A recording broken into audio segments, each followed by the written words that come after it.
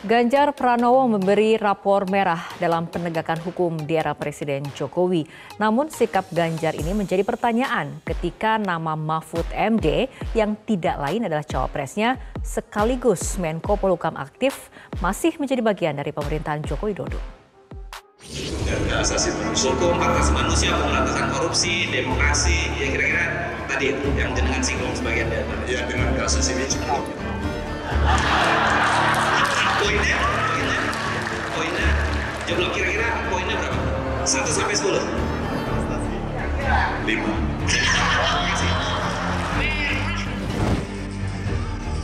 Calon Presiden nomor urut 3 Ganjar Pranowo blak-blakan memberikan nilai 5 dari skala penilaian 1 hingga 10 dalam hal penegakan hukum di era pemerintahan Presiden Joko Widodo.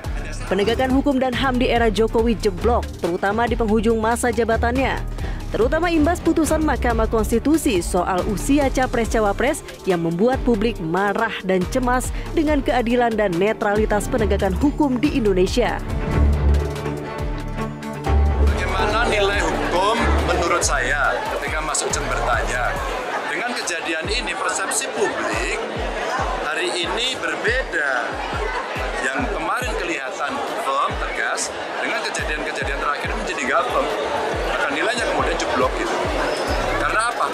Ada kemarahan dari mereka, warga, kecemasan, kegelisahan, tokoh agama, intelektual, semuanya. Dan saya kira peringatan dalam konteks kita menjaga hukum berjalan dengan baik, betul-betul imparsial, dan kemudian memberikan keadilan kepada semuanya. Menurut saya ini sesuatu yang penting.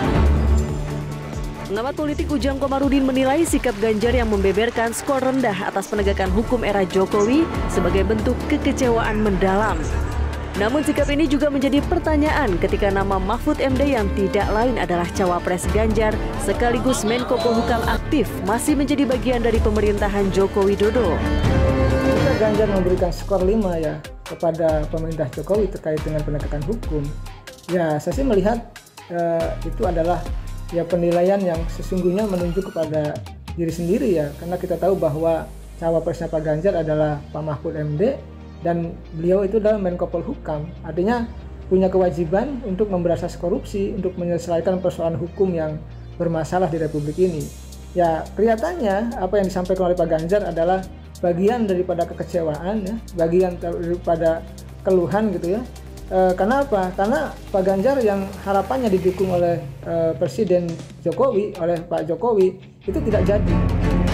Ganjar pun menegaskan jika terpilih sebagai presiden, ia akan berupaya membangun kembali kepercayaan masyarakat terhadap proses penegakan hukum di Indonesia.